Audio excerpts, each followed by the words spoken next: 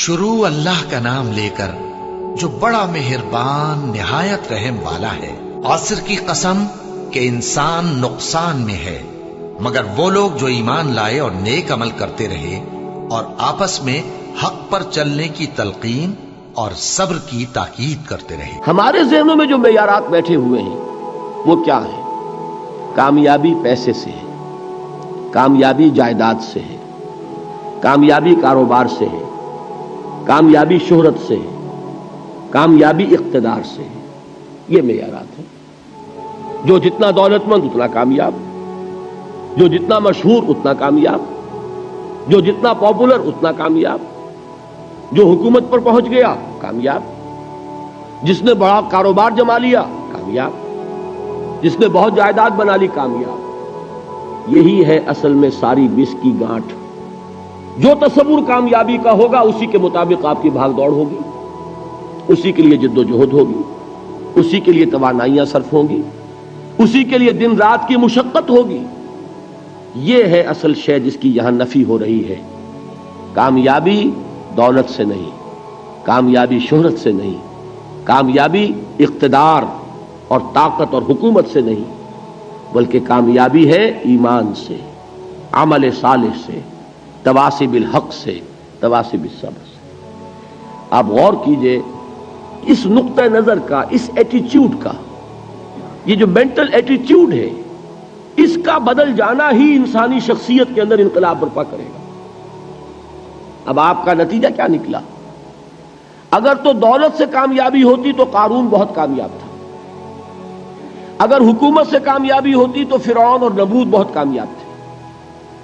کامیابی ان سے نہیں ہے۔ کامیابی انسان دولت میں قارون کی دولت تک پہنچ جائے اور دنیا میں دبدبہ اور اقتدار اور سلطنت اور حکومت کے اعتبار سے وہ نمرود اور فرعون کا مقام حاصل کر لے، وہ ناکام ہے، خائب ہے، خاسر ہے، برباد ہے۔ اور ابو ذر غفاری کامیاب ہے، چاہے ان کے پاس کچھ نہیں تھا، جھونپڑی تک نہیں تھی، کوئی گھر نہیں تھا۔ حضور نے فرمایا ہے اللہ کے کچھ بندے ایسے ہوتے ہیں جو کسی محفل میں جانا چاہیں تو انہیں اجازت نہ ملے، جو کہیں اگر رشتہ کرنا چاہیں کوئی ان سے رشتہ کرنے کو تیار نہیں، کہیں کوئی سفارش کرنا چاہے تو ان کی کوئی بات ہی نہ سنے۔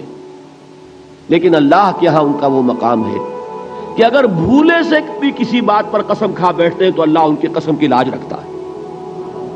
یہ ہے فرق، یہ جان لیجیے اچھی طرح۔ اس بات کا مان لینا آسان، اس پر سبحان اللہ کہنا آسان، لیکن اس کے مطابق آپ کے اپنے ذہن کا بدل جانا بہت مشکل، اس لیے کہ ہم متاثر ہوتے ہیں اپنے ماحول سے۔ وہ بڑا محل ہے، دیکھ کر ایک دفعہ جھجری آتی ہے، وہ بڑی سی 20 فٹ لمبی کار سناٹے کے ساتھ آپ کے پاس سے گزر گئی۔ ایک دفعہ اعصاب کے اندر ارتعاش ہوتا ہے، محسوس ہوتا ہے بڑے یہ نصیبے والے لوگ ہیں، بڑے خوش نصیب، بڑے کامیاب، حالانکہ کچھ معلوم نہیں کہ یہی سب سے بڑی بد نصیبی ہو سکتا ہے کہ یہی سب سے بڑی ناکامی ہو۔ اگر ذہنوں میں یہ بات بیٹھ جائے کامیابی کس شے سے ہے، یہی وجہ دیکھیے قرآن مجید میں بارہا آپ دیکھیں اولئک ھم المفلحون، یہ ہے لوگ کامیاب ہونے والے۔ آج یہ آپ نے نماز میں وہ آیات سنی، یا ایھا الذین آمنوا ارکعوا واسجدوا واعبدوا ربکم وافعلوا الخیر لعلکم تفلحون۔ اے ایمان والو، رکوع کرو، سجدہ کرو، اپنے رب کی پرستش اور بندگی کرو اور اچھے کام کرو تاکہ تم کامیاب ہو جاؤ۔ تو کامیابی کن چیزوں سے ہے؟ یہ ہے سب سے بڑا سبق۔ یہ ہمارے دل میں اگر بات بیٹھ جائے، ٹھک جائے، تو زندگی بدل جائے گی۔ صبح و شام بدل جائیں گے، نقشے بدل جائیں گے، بھاگ دوڑ کا رنگ بدل جائے گا، ویلیو سٹرکچر بدل جائے گا۔ آج وہ ایک چیز نہایت اہم نظر آ رہی ہے، کل نہایت غیر اہم نظر آئے گی۔ جیسے کہ حضور کی حدیث ہے مالی ولی دنیا، مجھے تمہاری اس دنیا سے کیا سروکار، انما مثلی کراکب استظل تحت شجرۃ ثم راح فترکها، میری مثال تو اس سوار کی سی ہے جو تھوڑی دیر کے لیے ایک درخت کے سائے میں ٹھہرتا ہے سستانے کے لیے، پھر وہ اپنا راستہ لیتا ہے، اسے اس درخت سے مستقل تعلق اس کا نہیں ہے، وہ اس کا گھر نہیں، وہ اس کی منزل نہیں۔ اسی طرح یہ دنیا میرا گھر نہیں ہے، اب دیکھیے ہم کہتے ہیں انا للہ و انا الیہ راجعون، ہم تو مسافر ہیں، ہم اللہ کے پاس سے آئے، اللہ کی طرف ہمیں لوٹ جانا ہے۔